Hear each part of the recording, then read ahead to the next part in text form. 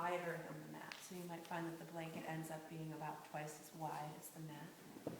And you can put it down right in the middle of the mat. So it's kind of making a little bit of a T with the mat.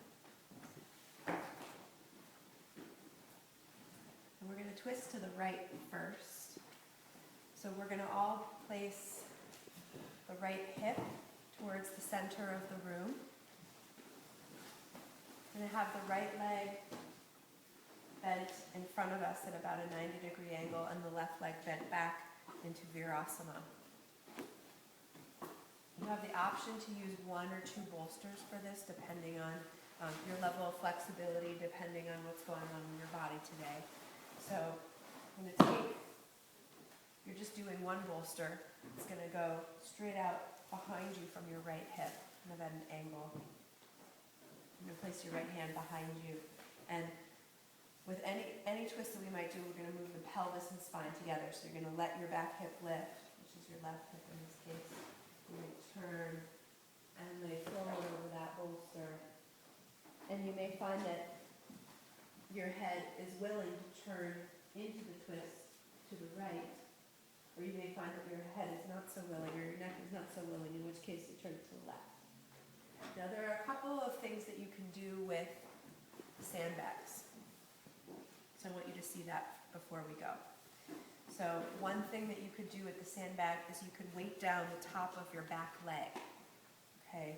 And that just might give you a little bit more release in your hip. I personally prefer to weigh down the lower leg. So I like to put it right above the ankle. And that just gives it kind of a point to ground from. You may find that that back leg wants to move back a little bit, especially if you want to get more length in your psoas. Okay?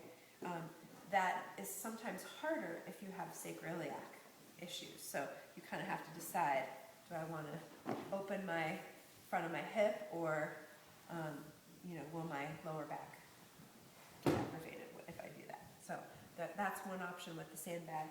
The other option, where's the other sandbag?